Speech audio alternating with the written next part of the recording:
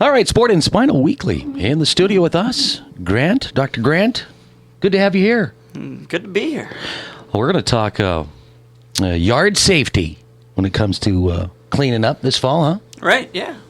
Fall's here. It's pretty obvious. The leaves are changing out there. The leaves also means they're falling, too. Mm-hmm. Well, and we're going to talk with Ken Cobb, who will also be talking about, being outdoors, going to your hunting shack, and, being on your four-wheeler. So it all relates today. We'll talk to you about you and the outdoors on this week's edition of Sport and Spinal Weekly. Better. All right, we are back in the studio with us, Grant Cowett, Dr. Cowett. Yes, sir. And we're going to talk about, this is the time of year because the leaves are falling. Leaves are falling. They fall right onto your ground. Right. And then you're thinking, I'm going to take care of the leaves. Oh, and a reminder, because it's so dry, you can't burn your leaves in your fire pit. You can't. You can't. You gotta bag them, and you gotta take them in. Or wait until the burning ban is lifted, and you can burn them that way. But burning leaves is stinky. But we're talking about going outside, raking. As I talked with you guys, Dr. Erickson, whenever we're moving and twisting, that's when we have a chance to have a problem, right? Yeah, that's the most typical time that people injure their backs, and is that bending, lifting, twisting kind of thing. And raking is certainly one of those things. Raking is one of those repetitive motion things that you do that you're not used to doing. All summer long you haven't been raking. Well, now you jump in and you got to rake a whole yard. For a day. For a whole day, right. So there's things you got to do to prevent those back injuries and being sore the next day. Well, and I would assume that it's not bad for your back for you to be stretching, and right? I mean, no, anytime you can get physically active is good for your back. But we just got to be careful of what we're doing. Should we take a break? Take a break. The biggest thing is before you get started is to warm up. Okay. You don't want to go right into it. You want to kind of warm up. You want to do some stretches. You want to hydrate yourself. No, I was going to ask you, does that help if we just keep putting fluids in it? Yeah. Will it make us feel better, or maybe tomorrow not hurt as bad? Exactly. Just like any activity, you got to be hydrated when you start. So keep the fluids in you. Keep the fluids in you. Well, and some folks might even take it another level. I mean, raking the leaves is one thing, but it's also getting that time of year where you're taking the outside stuff down. Maybe you're climbing up a ladder, climbing down a ladder, getting stuff into storage, lifting some heavy stuff that you have out, I don't know, yard ornaments or whatever. Yard ornament, you're going to be decorating the trees soon with Christmas lights, and that ain't that far away, so it's all important that you do it safely. So you want to make sure you use your legs when we're lifting? Yeah, when you're bending over to pick up those leaves, you want to, bend at the knees, not in the back, lift with the legs. That's really important. Don't twist while you're lifting. Keep the load close to your body when you lift it, so you're not carrying it far away from your body.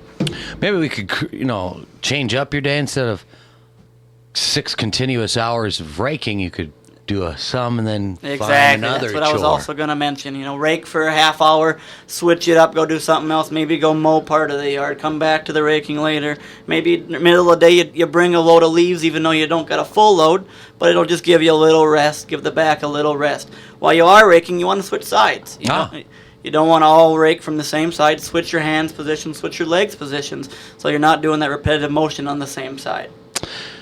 And stay hydrated. I think that's a mistake I've made, is you just go out there and you just want to get it all done so quick. So you just keep going at it, you don't stop, you don't take a break, and then you're sore.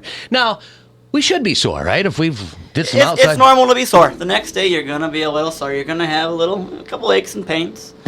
But if it feels more than sore, we should give it a day? Give it a day. Give it 2 days. Try some ice. Okay. Ice is always good after activity, excuse me.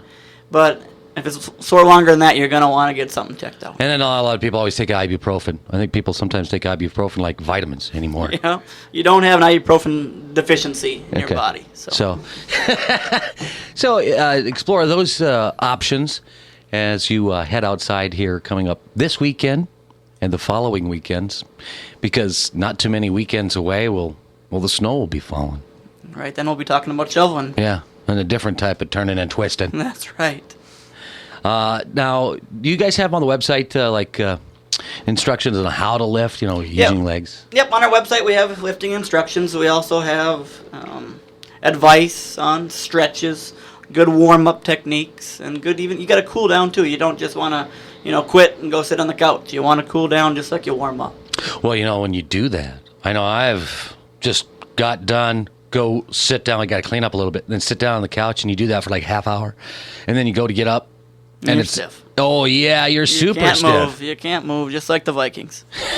Can't move past the 30s.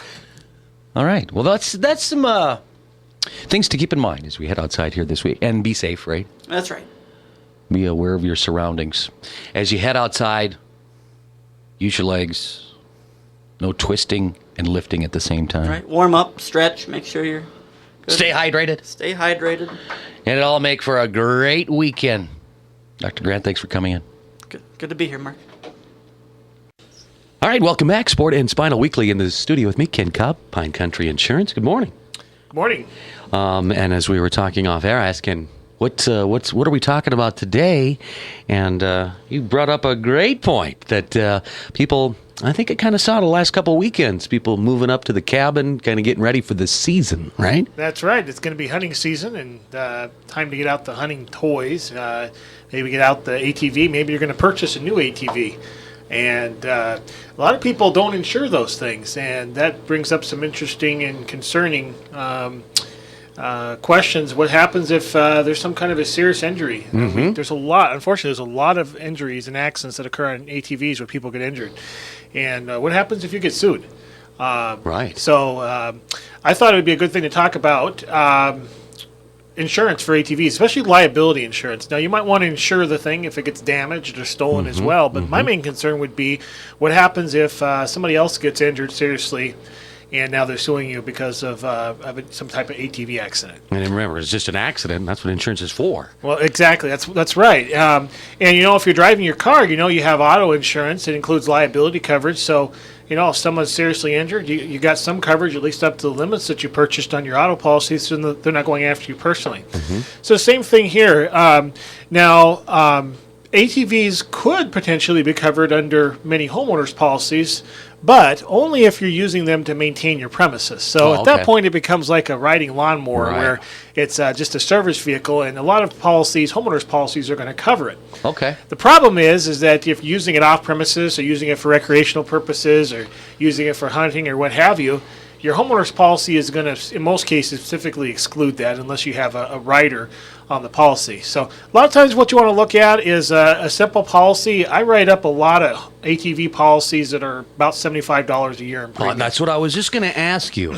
From what I've heard, it's not very expensive. No. Very inexpensive. Yeah, and the concern there is that, in my mind, the primary purpose of insurance is to protect yourself from catastrophic financial loss.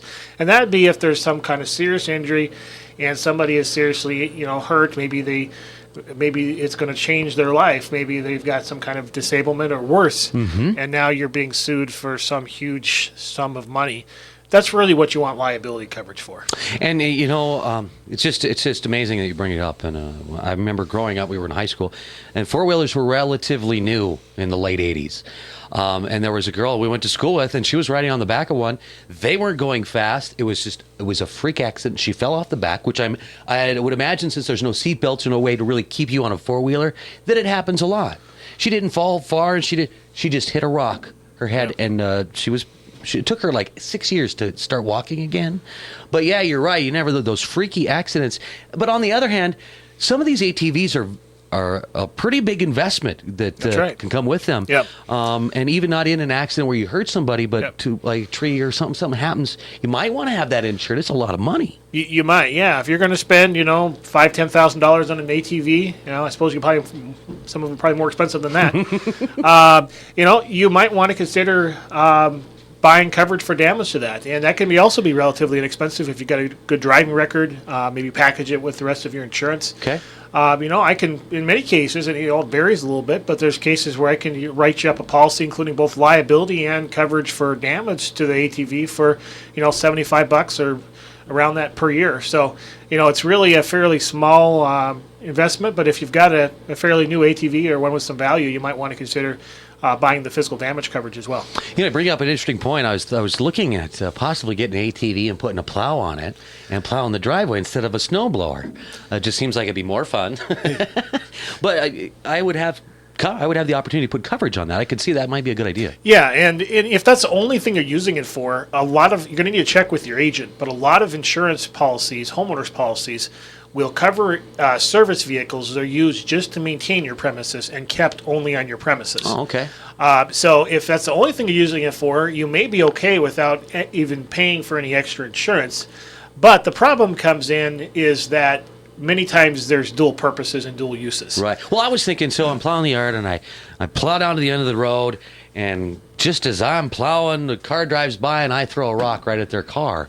I would be liable for any damage if I broke a window or something. That's very true. And I've had claims where somebody was mowing the lawn and hit up a rock and broke a window in a passing car. It's it's like, what are the odds? But it can't happen. It can't happen. I've actually had a claim like that, and that was with a lawnmower, but the same thing would apply. It was paid for liability coverage under her homeowner's policy. Oh, okay. Well, that's really good to know. And then we're talking about ATVs, going hunting, having that. A lot of folks in the Northland or from like in the cities, and they come up here and they have a shack or a hunting cabin that they call. You can. Do you have to have plumbing and electricity to get it insured, or? Usually there is a way to insure it. Having plumbing and electricity may be able to get you a broader or more comprehensive policy. Usually you can get some coverage. It's kind of a mixed bag. Some of my clients I talk to, what they have as far as a hunting shack is not anything they want to worry about insuring, and that's fine. But the one thing I do, if you decide to not insure the structure, the one thing I do want to make sure that you get is liability coverage. Is make sure, usually in a lot of cases, you can extend liability coverage from your homeowner's policy and list that location on your homeowner's policy also where your hunting cabin is. Sure. To make sure that there's liability coverage there. So if somebody, it's not supposed to be there, is out there and gets injured, and of course what happens next is then you're going to get sued. Right. So I think liability coverage is a definite. And then, if you feel your structure definitely is worth insuring, you want to put insurance on it. Yeah, there's usually a way to do that, and that's something that I can help people with. Well, I would assume some people don't think because they may not have a mortgage on it. They just straight up paid for it. It's just sitting up there. But things can happen, and yep. If it has any building has value, right? I mean, is it like insuring your home? It's like it in a certain way. We're going to probably put a little bit different type of policy on it if it's a pretty basic structure, especially if it doesn't have plumbing and electrical. The coverage you're going to get is probably not going to be as broad. You're going to pay a little higher rate per thousand, but you're probably insuring it for a whole lot less. Right, so it's not like insuring a $150,000 home. Right. But for the amount of coverage you're getting, you're going to pay a little higher rate just due to the risk. You're not there all the time. You don't know what's going on all the time. Empty structures or structures that aren't continuously occupied do tend to be targets for people that might want to vandalize or whatever. Wouldn't that ruin your hunting weekend? That would be a bad deal. And then you got all that going on, and you got to fix it yourself. So perhaps a call to Ken Kopp would be in order. Wanted to talk a little about snowmobiles too. We're going to get into the snowmobile season here in a couple months, I suppose, and maybe you're getting your snowmobile out and you're all ready to go. And that's another case where, of course, those are not really used for maintenance of premises too much. So you're probably not going to find any coverage under your homeowner's policy for that. And again, we find a lot of times where those just go uninsured. Oh, I bet. And That's kind of dangerous, isn't it? It's dangerous for you if you're not carrying insurance, and it's also dangerous if you've got in an accident with another snowmobile and maybe they weren't carrying insurance. So now everybody's out. Yeah. So it's something that you probably do want to take a look at. And again, we can write up a policy for you that'll cover that snowmobile relatively inexpensively usually. Really? So check it out as we approach that time of year. Ken Kopp, Pine Country Insurance website? Yes, pinecountryinsurance.com. And your phone number? Phone number is 218-444-9360. And how's the new location? New location is going well. We got more space, and we're enjoying it. Good. Ken, thanks for coming in. Thank you. We are back, Sport and Spinal Weekly, repping this week's show up. You got a tip for us this week? Oh, well, a little tip that if you are purchasing new yard equipment, lawn equipment, Yeah. if you're going to be able to go and get new stuff, look at the electrical stuff. Electrical stuff is going to be typically lighter than the gas power counterparts. So if you are buying new stuff, you might have to drag an electrical cord, but the electrical stuff is going to be lighter and easier on the back for you. Sounds good. Thanks, Dr. Krant. See you next time. Sounds good. That's this week's edition of Sport and Spinal Weekly on 92.1 The River.